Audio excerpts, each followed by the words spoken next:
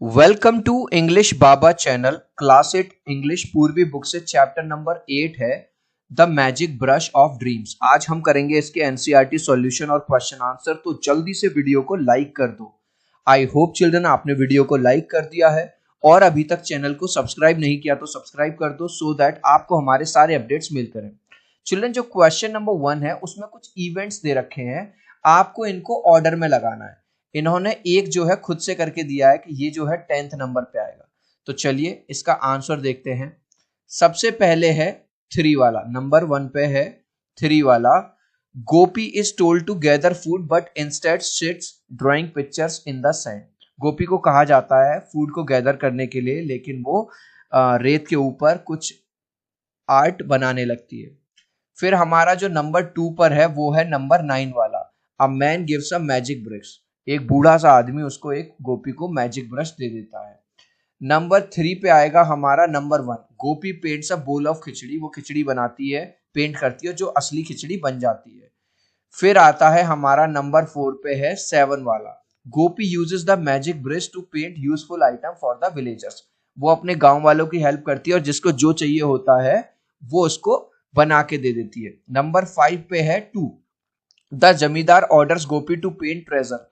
जो लालची जमींदार था वो कहता है मेरे लिए खजाना पेंट करो। नंबर 6 पे है हमारा नंबर 5 वाला। द जमींदार throws Gopi into the prison. क्योंकि वो उसकी बात नहीं मानती तो वो उसको जेल में डाल देता है। नंबर 7 पे है हमारा 6 वाला। Gopi paints a road and a horse to escape. वो जेल से भागने के लिए रोड बना देती है और घोड़ा बना देती है, पेंट कर देती है। नंबर 8 पे आएगा हमारा Gopi returns to village with the zamindar and his man chasing her. Zamindar और उसके आदमी उसका पीछा करते हैं लेकिन वो गांव में लौट आती है। और लास्ट में 9 नंबर पे हमारा आएगा गोपी पेंट्स अ वाइड रिवर। वो एक, क्योंकि वो पीछा कर रहे थे तो एक रिवर बना देती है ताकि वो लोग ना आ पाए। और 10th वाला तो इन्होंने हमें करके ही दिया है। गोपी स्केयर्स द जमींदार away and celebrates the village with the slip. वो उनको डरा के भगा देती है और विलेजर्स के साथ सेलिब्रेट करती है अपनी इस जीत को। अब जो हमारा नेक्स्ट क्वेश्चन है चिल्ड्रन, वो है आपको ये 3 ऑप्शन दिए हुए हैं, इनको आपको फिल में द टोन, आगे कर लेते हैं। The tone of the poem shift through out reflecting the difference move the story. Initially the tone is, जब पोएम शुरू होती है तो कैसी शुरू होती है। नंबर 1 पे आएगा आपका ये वाला, number 1 playful and innocent. Gopi uses her imagination to draw the sand when the zamindar enters the story. जब जमींदार की एंट्री होती है स्टोरी में तो स्टोरी कैसी हो जाती है, थोड़ी सी टेंशन आ जाती है क्योंकि वो उसको जेल में बंद कर देता है, उसको जबरदस्ती टेंशन सस्पेंस। और लास्ट कैसा होता है, लास्ट में सब कुछ बढ़िया हो जाता है, गोपी की जीत हो जाती है, ट्रायम्फेंट एंड सेलिब्रेटेड। लास्ट वाले में लिख देंगे ये वाला। अब ये पूछ रहा क्वेश्चन नंबर 1 और 2 में ऑप्शंस दिए हुए हैं। The poem mostly follows the simply rhyme scheme. आपको राइम स्कीम बतानी है कौन सी है, तो रटना नहीं है, पहले मैं आपको सिखा रहा हूं। देखो जैसे ये पोएम है आपकी, इसकी फर्स्ट 4 लाइन देखो। पहले में आया गोपी, दूसरे में आया राइस, तीसरे में आया मैंगोज और चौथे में आया नाइस। गोपी किसी से राइम कर रहा है, नहीं कर रहा। राइस किसी से, राइस और नाइस क्या कर रहे हैं, राइम कर रहे हैं। तो गोपी अगर ए हो गया तो राइस हो गया बी, मैंगोज भी किसी से नहीं कर रहा, और राइस और नाइस क्योंकि राइम कर रहे हैं तो इसके लिए भी हम बी लिखेंगे। ये चीज समझ में आ गया, क्योंकि राइस राइम कर रहा है नाइस के साथ तो दोनों को हमने एक ही दिया। तो राइम स्कीम क्या हो गई, A B C B, A B C B. तो आंसर में क्या लिखेंगे, राइम स्कीम है आपकी ए बी सी बी। मैं चाहता तो आपको डायरेक्ट रटा देता ए बी सी बी, लेकिन अब आपको समझ आ गई कि किस तरह से किसी भी पोएम की राइम स्कीम हम निकालते हैं। The poem belongs to the, poem क्या है, नरेटिव और बैलेड है। बैलेड क्या होता है, जिसमें पोएम की फॉर्म में एक स्टोरी को सुनाया गया हो। तो इसमें एक पोएम भी हो गई और एक स्टोरी को सुनाया भी है। अब ये कह रहा है give examples from the poem. ये 2 क्वेश्चन दिए हुए हैं, इनको एक एक करके डिस्कस करेंगे। फर्स्ट क्वेश्चन है the poem is rich in imaginary में, इमेजरी में भी रिच है। क्रिएटिंग क्लियर पिक्चर, जब हम पढ़ते हैं तो क्लियर पिक्चर बनती है हमारे दिमाग में, रीडर्स में। एक एग्जाम्पल देना है, जैसे Gopi paints mighty river wide its current fast and deep. Gopi जब एक माइटी बड़ी सी रिवर बना देती है, उसका जो बहाव है वो बहुत ज्यादा तेज है, यानी कि अगर वो लोग उसका पीछा करेंगे तो वो नदी में बह जाएंगे। इससे ये पता चलता है कि जो पोएम में जो इमेजरी क्रिएट हुई है वो बिल्कुल रियल है। What is the effect of repeat on you, you and you. आपको पता होगा लास्ट में गोपी उन लोगों से गुस्से में कह देती है, जमींदार और उनके लोगों से, अभी तो मैंने रिवर ही बनाई है, अगर तुमने मेरा पीछा करना बंद नहीं किया तो मैं एक बीस्ट यानी कि शेर वगैरह, चीता वगैरह बना दूंगी जो तुम सबको खा जाएगा। It emphasizes the threat, threat मतलब एक धमकी देती है Gopi, showing the seriousness of Gopi's warning, वो कहती है मैं बहुत सीरियसली वार्निंग दे रही हूँ to the zamindar and his man. किसको दे देती है वार्निंग? वो जमींदार को और उसके आदमियों को। कॉलम 1 को कॉलम 2 से मिलाओ। द मैजिक पेंट ब्रश क्या था? 1 को मिलाएंगे हम 3 से। The power of art and imagination to change the world. The grand fortress, जो जमींदार आता है वो क्या कहता है कि मेरे लिए एक बहुत बड़ा किला बनवा दो, उससे पता चलता है उसकी ग्रीड यानी कितना लालची था। The river and the beast, वो एक बैरियर बना देती है बीच में अपने आप को बचाने के लिए जमींदार के गुस्से से। अब है आइडेंटिटी, ट्रू या फॉल्स बताना है आपको। While Gopi uses the magic brush to help others, Gopi जो मैजिक ब्रश का यूज करती है दूसरों की हेल्प के लिए करती है, लेकिन जमींदार चाहता था इसको अपने पर्सनल गेन के लिए यूज करना, तो ये क्या है? बिल्कुल ट्रू है। Let us think and reflect वाले क्वेश्चंस करेंगे। ये हमने पैराग्राफ पढ़ी रखा है कि बूढ़ा सा आदमी उसको मैजिक ब्रश दे देता है। अब आंसर करेंगे questions. Fill in the blank. Blank, the man is whispering and telling Gopi to keep the brush, वो बताता है कि ब्रश को तुमको सीक्रेट रखना है, किसी और को नहीं देना। इससे हमें क्या पता चलता है? इससे हमें पता चलता है जो आदमी है जिसने वो ब्रश दिया है वो बहुत केयरफुल एंड सीक्रेटिव है। What is the significance of the man slipping the brush into गोपी से? जब वो बूढ़ा आदमी मैजिक ब्रश गोपी को दे देता है, इससे क्या पता चलता है? इससे पता चलता है कि इस बूढ़े आदमी को गोपी पे पूरा विश्वास है कि वो इस ब्रश का यूज गरीब लोगों की और नीडी लोगों की हेल्प के लिए करेगी।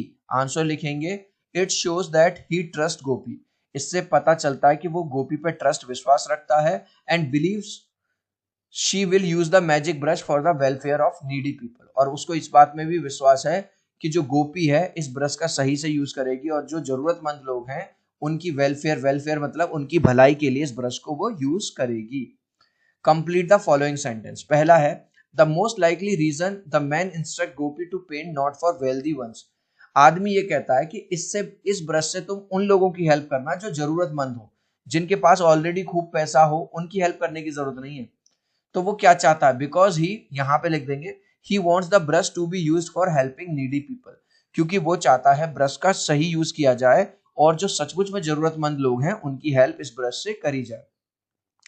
अब 2 ऑप्शन दिए हुए हैं, आपको चूज करना है। Select the most appropriate title of the extract, तो टाइटल होगा हमारा बी, गोपीज, सॉरी बी नहीं, ए, द मैजिक ब्रश सीक्रेट। ठीक है, ए वाला है राइट आंसर। अब आपको ये वाला पैराग्राफ, हमने ऑलरेडी स्टोरी पढ़ी हुई है, ये आंसर्स देने हैं। The news of Gopi's magic brush spread through forest, field, plains, उसके मैजिक ब्रश की कहानी दूर दूर तक फैल जाती है। क्यों फैल जाती है? Because of its ability to turn drawing into real things, क्योंकि जो भी वो ड्रॉ करती थी वो रियल बन जाता था। उसने रिवर ड्रॉ करी, असली रिवर बन गई। उसने मफलर ड्रॉ किया, उसने खिचड़ी बस बनाई थी, ड्रॉ करी थी, असली खिचड़ी बन गई, तो रियल बन जाता था। Why does the poet refer to things painted by Gopi's paintbrush as magic gains? Magic gains क्यों कहता है? क्योंकि जो भी वो बनाती थी बस केवल पेपर पे ड्रॉ करती थी वो सचमुच में बन जाता था। Because everything Gopi paints with the brush, जो भी वो ब्रश से पेंट करती थी becomes real, वो रियल बन जाती थी। अब ये कह रहा है इनमें से कौन सा जो स्टेटमेंट है वो फॉल्स है, उसको सही लिखो। Gopis magic brush drawers the attention of powerful जमींदार, जमींदार का ध्यान भी जाता है, ये तो सही है, ये तो फॉल्स नहीं है। The zamindar request Gopi to paint grand fortress and jewels, वो उससे रिक्वेस्ट करता है कि मेरे लिए बड़ा सा किला बनाओ, नहीं रिक्वेस्ट नहीं करता, ये गलत है भाई, वो उसको ऑर्डर देता है, उसको धमका देता है, तो हमको फॉल्स वाला बताना था। तो यहाँ पे हमने फॉल्स स्टेटमेंट निकाला। फॉल्स स्टेटमेंट है द जमींदार रिक्वेस्ट गोपी, वो कहीं से भी कोई रिक्वेस्ट नहीं करता। रिक्वेस्ट की जगह आप क्या कर दोगे? वो ऑर्डर देता है गोपी को, पूरा का पूरा एज इट इज उतार देंगे। चिल्ड्रन, वीडियो अच्छा लग रहा है, वीडियो से वैल्यू मिल रही है तो यार एक लाइक कर देना। आपके एक लाइक और सब्सक्राइब से बहुत मोटिवेशन मिलता है। 3 तक काउंट करूंगा चिल्ड्रन, प्लीज वीडियो को लाइक कर दो। 1 2 3। आई होप चिल्ड्रन आपने वीडियो को लाइक कर दिया है, चैनल को सब्सक्राइब कर दिया है। इसके साथ साथ चिल्ड्रन, इंग्लिश के साथ साथ आप इंग्लिश बाबा चैनल पे हमारे हिंदी के, साइंस के, सोशल साइंस के और ठीक है। और सारे सब्जेक्ट्स के भी आप क्वेश्चन आंसर देखिए, पूरे यूट्यूब में बेस्ट क्वेश्चन आंसर आपको इंग्लिश बाबा चैनल पे मिलेंगे। जब भी आप किसी भी सब्जेक्ट के क्वेश्चन आंसर सर्च करते हैं तो लास्ट में लिख दिया करो बाय इंग्लिश बाबा, ठीक है। जब भी आप सर्च करेंगे तो आपको सबसे ऊपर ही वीडियो हमारा मिल जाएगा। अब है what does the zamindar demand for grand fortress and jewels. जब वो हीरे मोती मांगता है, किले की डिमांड करता है, तो इससे क्या पता चलता है जमींदार के बारे में? इट रिवील्स दैट जमींदार इज ग्रीडी, वो बहुत ज्यादा लालची है, और सेल्फिश मतलब ये स्वार्थी इंसान है। Answer the following question. Question number 1, explain why Gopi made the right decision by refusing to paint for zamindar. Zamindar उसको धमकाता कि मेरे लिए किला बना, मेरे लिए हीरे मोती जवाहरात ये बना, लेकिन गोपी उसको मना कर देती है। ये सही बात क्यों थी? सही बात इसलिए थी क्योंकि जब गोपी को वो ब्रश दिया गया था तब उससे कहा गया था बेटा इसका यूज तुम केवल गरीब लोगों की हेल्प के लिए करोगी। आंसर लिखेंगे Gopi made the right decision because, Gopi ने सही डिसीजन लिया because the zamindar was greedy, zamindar तो लालची था, and wanted to misuse the brush for personal gain, बस वो केवल अपने फायदे के लिए ब्रश का यूज करना चाहता था, इसलिए अच्छा किया कि गोपी ने उसकी हेल्प नहीं की। Gopi threatens to draw a beast to scare away the zamindar, justify her action. जब जमींदार और उसके आदमी उसका पीछा कर रहे थे और फिर भी नहीं मानते तो वो उनको वार्निंग देती है कि मैं कोई लायन, कोई टाइगर, कोई भी ऐसा बीस्ट बना दूंगी, कोई ऐसा जानवर बना दूंगी जो तुम सबको खा जाएगा। तो क्या आप इस वाली बात से जस्टिफाई हैं? बिल्कुल सही बात है भाई। अगर कोई तुम्हें धमकी दे रहा हो, तुम्हें बेफालतू में तुम्हें जेल में बंद कर दे, तो तुम अपने को बचाने के लिए काम तो करोगे ना। तो आंसर लिखेंगे गोपीज एक्शन वॉज जस्टिफाइड, बिल्कुल सही था, because she was protecting herself, क्योंकि वो तो अपने आप को बचा रही थी। अगर आप उसकी जगह होती और आपको कुछ अलग करना होता तो आप क्या करते?